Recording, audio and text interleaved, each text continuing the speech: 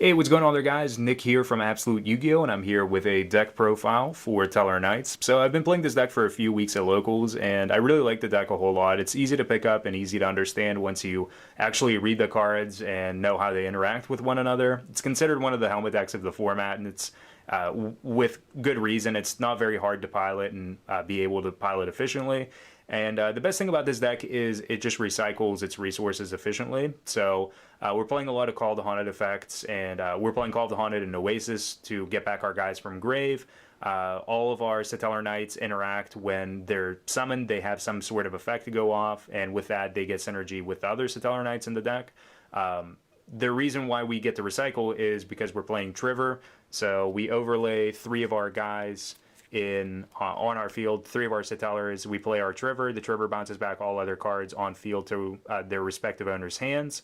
And with that, if we had any face-up Call of the Haunted or Oasis that we had, then we get to reset them face down and use them in future turns. So that is where the deck ends up being super efficient and being able to just make use of what we actually have going on and make optimal use of our cards as many times as possible.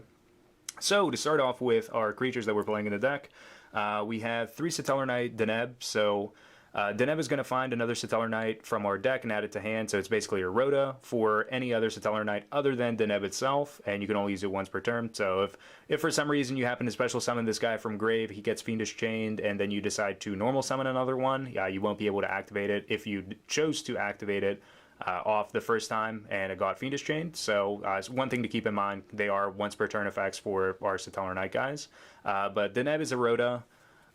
We have Satellarknight Altair. So Altair, whenever he's summoned, he is going to be able to special summon from our grave one Tellarknight. So not strictly just Satellarknights. We also are going to be able to get our extra deck guys that are in the grave, our Tellers, and bring them back to the field. They're going to be in defense position for the turn.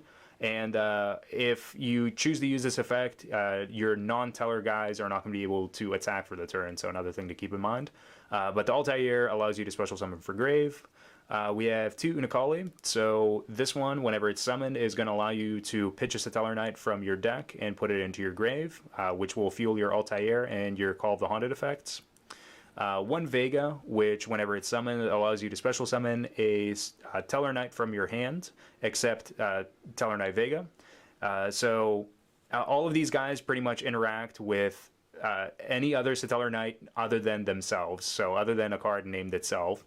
But just one Vega and one Sirius. So I was originally playing two Vegas, and then I realized that whenever you get into long grindy games, the Sirius is just super sweet to have. So whenever it's summoned, you get to target 5 Tellarknights in your graveyard, shuffle all 5 into the deck, and then draw one. You can only use it once per turn, but being able to get back any Triverrs, diamonds, and whatnot, put them back into your extra, and otherwise shuffle back in some of your other Satellarknights back into your deck and just draw one is super efficient, especially when you need to keep on looping your Triverrs to get an advantage over your opponent.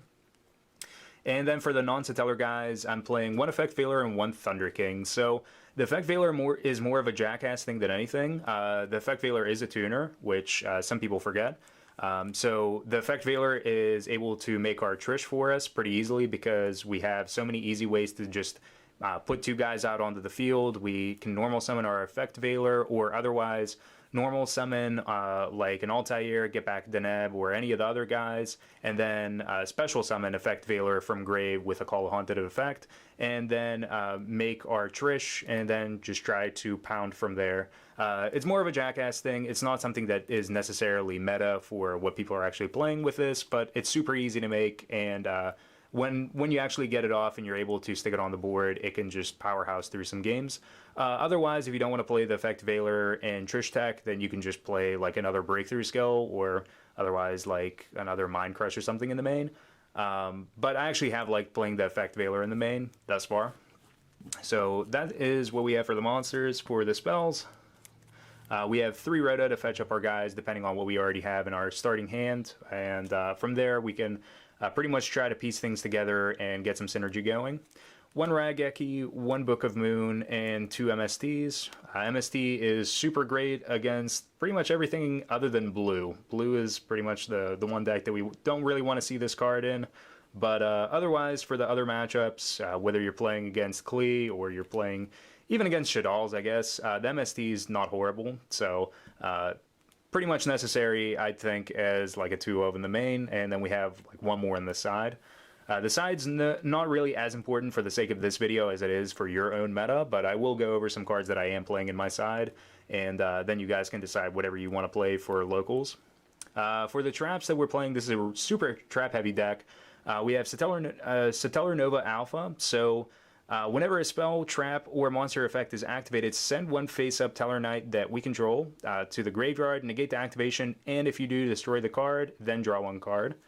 So efficiently, if we are able to destroy the card on face-up on the field, we get to draw one. Otherwise, it's a great way to negate an effect. And if you had something like Triverr, because if Triverr has material on it, whenever you go to actually send it to the grave by some means, like if your opponent blows it up, or if you go and use it as the tribute for the alpha, or if it just dies in combat or anything like that, you get to special summon one Teller from your grave. So the great thing about Triverr is just being able to get something back. Like you can get back an Altair and then special summon for the turn again during your opponent's turn. But the Alpha is super great at just negating any small things that could give your opponent advantage over you. We have 3 Call of the Haunted and 2 Oasis. Both pretty much act as the same thing. The Oasis special summons in defense, Call of the Haunted does it in attack. And they're going to allow us to trigger off our when this card is summoned effects. And with our Triverr, they get looped back to our hand. Same thing with Fiendish Chain. So our Fiendish Chain is super useful in negating effects for our opponent's monsters. Whenever it comes time to actually send it back to our hand, then we get some more utility out of it. We get to use it again. And for the other remaining traps, I have 1 Torrential, 1 Bottomless, 1 Vanities. Even though the Vanities seems like it's kind of counterintuitive in this type of a deck, it's still super useful whenever your opponent sets like their pendulums or they go to use one of the Shadal or fusion summons or and whatnot. There's a lot of different instances where Vanities is just extremely useful, and it would be neglectful not to actually be playing it just because it locks out a lot of players out of being able to actually play the game most times. Even though it can hurt us sometimes, it does us more good. 3-dimensional prison. This is something that I've just been personally playing a whole lot of. It's just really nice whenever you get over any of the Shadal fusion monsters. Like getting rid of a Winda and not having their whenever this hits the grave effects trigger off is great. Same thing with Burning Abyss. If they want to attack with Dante, they still get their activations of their materials, but at the same time, not letting them loop stuff around and have the Dante in the grave is just really great. I've liked the Dimensional Prison. It's not something that I see a lot of players playing, but it's something that I personally have liked a whole lot, and just having it as a 3-of for the decks that interact with the creature being sent to the grave, as opposed to playing something like Mirror Force. And then for the final cards in the deck, 1 Solemn Warning and 2 Mind Crush, because any adding effects, your opponent searching for things, adding them to their hand, you get to just name them off right immediately as soon as they add them, and you just get to rip them away from their possession. And also you get to look at their hand as well, which is super great. So that's the main. Now let's just kind of take a look at what I'm playing in my extra. So I do have the 1 Trish, which is more of a jackass thing. You could play another thing for like Turbo Towers. For Turbo Towers, I'm playing 86 and also Excalibur. So if you really just don't want to lose to towers, you can play like another Excalibur. You could play another 86, but I think just another Excalibur or Diamond Crab is probably just fine as well. But I do have the 1 Trish, 1 Heroic Champion, Excalibur, 1 Tsukuyomi. So on turn 1, if you're going first, you can go...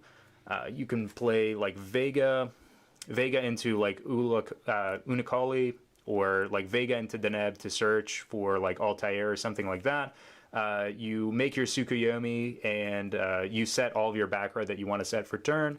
And then as long as you have 1 card in your hand, you can detach, discard your hand, and then draw 2, which gets you closer into other cards that you have. But otherwise, even if you had like an Altair and you just set a Call of the Haunted face down on the field, then now your Altair is in the grave, you just detach the material that is going to fodder with the Altair, and you also just drew 2 cards on turn. So there's some really sweet plays that you can just even make on just turn 1 with Tsukuyomi, but otherwise, the Tsukuyomi is just made to get you a little bit ahead, especially if you're just starting off the game and you don't really have much that you can do. Making a Triverr on turn 1 isn't super efficient unless you know that you're going to be able to find some way to lock your opponent out with a diamond. 1 Exciton Knight, 1 Castel. I have playtested with 2 Castel, but 1's perfectly just fine. As for the cards that you should be playing in higher quantities, the Satellarknight Triverr, that's definitely one that you want to be playing, not as just a one of. Same thing with Satellarknight Constellar Diamond. So the Diamond is for negating dark effects. So whenever you're playing against things like BAs, whenever you're playing against Shaddolls, being able to neg their effects by detaching material off of him is just super clutch. He is a 2700 beater, so he is quite sizable in being able to proverbially bang, but the Satellarknight Diamond is just super great up against decks like BAs and Shaddolls if you happen to run into Shaddolls. Shaddolls is more on the decline nowadays, but against BAs, the Diamond is just insanely powerful. I do have an 86 just for the off chance of just trying to get over. He's a 3000 beater with with 2 materials on. I think even just with 1. Even with 1, he can't be destroyed by battle. With 3, unaffected by other card effects. With 4, your opponent can't normal summon or special summon monsters. And with 5, you can destroy all cards your opponents control. Realistically, you're really only going to be playing it for 3 most times. Sometimes it's just efficient to play the 86. Sometimes it's just really not. An Honor Arc, just to be able to take a face-up special summon attack position monster and put it underneath the Honor Arc by detaching. An Abyss Dweller for grave interactions. A Cowboy if you just need the Cowboy for game, which does come up here and there. Ptolemaeus. So the Ptolemaeus is super easy to make whenever you only have 2 guys. So you can overlay 2 guys with the Ptolemaeus and then go into your Diamond, because Diamond uses a rank 4 Tellarknight guy. So otherwise you have your Triverr that uses 3 and Ptolemaeus that just uses 2. So if you really need to get into the Diamond, the Ptolemaeus is just for that. And Delteros. So just a one of for Delteros. So that's what I'm playing in my extra here. It's kind of just up in the air for what you want to play. Like the Trish obviously isn't necessary at all, and I'm a jackass for that. Now for the side deck, and just to quickly go over just like a one of some of the things that I'm playing in my side, you could be playing things like Imperial Iron Wall for blue and Infernoids, Soul Drain to cancel off any effects that your opponent's monsters have that trigger off Engrave, Anti-Spell Fragrance for things like blue as well as Klee, Shadow Imprisoning Mirror for just the activated effects of dark monsters, MST, Fairy Wind, same thing with Twister. I actually like Fairy Wind a whole lot, just especially when you're playing against Klee. Mind Crush for the decks that like to add a lot of cards and specific ones to their hand that they reveal to you. And Honest, again, for the Turbo Towers matchup, because a lot of people really seem to like Wavering Eyes a whole lot and really seem to be getting their tower on. So Honest is just another easy way to get over a tower. And otherwise, any of the other matchups where you have trouble getting over big guys, the Honest is super easy to just pitch to the grave, make one of your guys bigger for combat, and pound over it. And also, you can call the Haunted back Honest onto the field, return it back to your hand, and then go to use it again. So it's another small interaction that is super great with Call of the Haunted, especially if you're just going to Triverr and bounce the Call of the Haunted back to your hand anyway. So that is my profile here for you guys for Tellarknights. If you enjoyed it, please be sure to thumbs up the video and subscribe for more content. Until next time, guys, thank you for watching and peace out.